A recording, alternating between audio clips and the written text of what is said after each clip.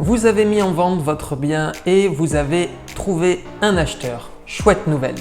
Seulement, vous ne voulez pas voir tous vos espoirs de changement de vie s'écrouler à cause d'un caprice de votre acquéreur qui ne souhaiterait plus acheter votre bien. Vous voulez donc savoir dans quelle mesure votre acquéreur peut se rétracter de la vente et connaître les conséquences financières d'une telle rétractation. Si la question vous intéresse, alors vous êtes au bon endroit.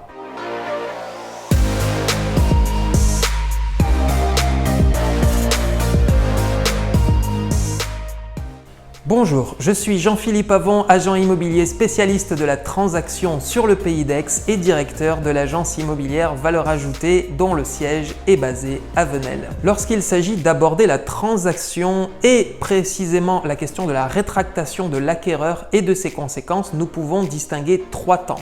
1. Avant la signature du compromis de vente, notamment au moment de l'offre d'achat. 2. Suite à la signature du compromis pendant le délai de rétractation. Et 3. Suite au délai légal de rétractation.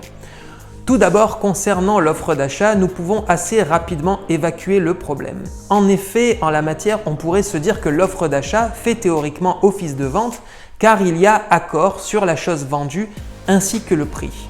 Malheureusement, et sans rentrer dans le détail du droit civil et de la théorie de la formation des contrats de vente, il est possible de raisonner un peu plus simplement en passant directement au second temps de la vente, c'est-à-dire à l'étape du compromis. Ne vous inquiétez pas, vous allez comprendre pourquoi. Suite à la signature du compromis de vente, l'acquéreur dispose d'un délai de 10 jours pour se rétracter. C'est la loi Macron du 7 août 2015 qui vient instaurer au profit de l'acquéreur un délai de rétractation porté à 10 jours.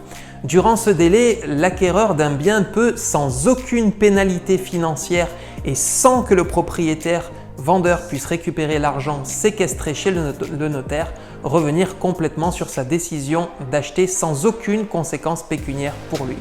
Cette possibilité de rétractation au profit de l'acheteur peut être matériellement préjudiciable au vendeur, mais il s'agit d'une disposition légale dite d'ordre public, c'est-à-dire une disposition à laquelle il est impossible de déroger et à laquelle on ne peut renoncer que ce soit par voie déclarative ou contractuelle.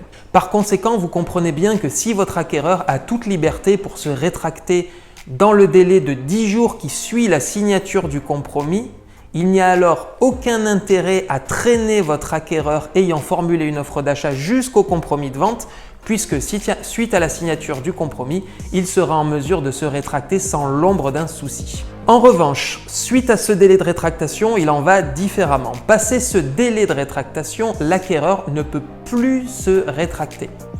En effet, si l'acquéreur décide de ne plus acheter le bien passé ce délai, l'acquéreur sort entre guillemets effectivement de la vente. Seulement, l'acquéreur ne sort généralement pas indemne pécuniairement d'une rétractation en dehors des clous prévus des 10 jours.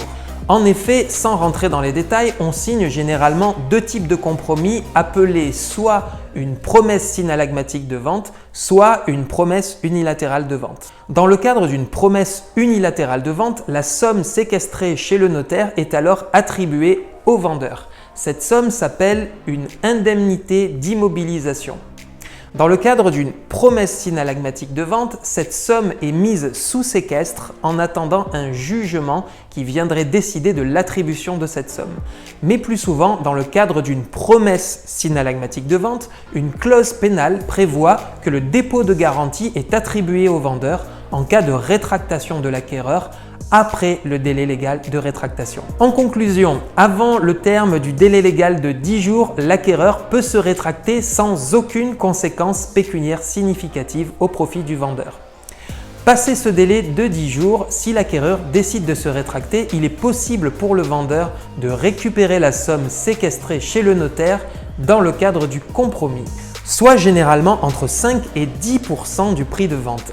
Attention, si la récupération de cette somme est acquise dans le cadre d'une promesse unilatérale de vente, si vous avez signé une promesse synallagmatique de vente, il faut bien veiller à ce qu'une clause pénale vous permette de récupérer l'argent. Voilà, vous savez tout ce qu'il faut savoir sur la possibilité de rétractation de votre acquéreur dans la vente. Si ce n'est pas déjà fait, je vous invite à télécharger notre guide Vendre en 30 jours sur le pays d'Aix sans perte de valeur, dont le lien se trouve soit en cliquant sur En savoir plus sous la couverture de notre page Facebook, donc ça doit être quelque part par là, soit dans le lien dans la description de cette vidéo si vous regardez sur YouTube.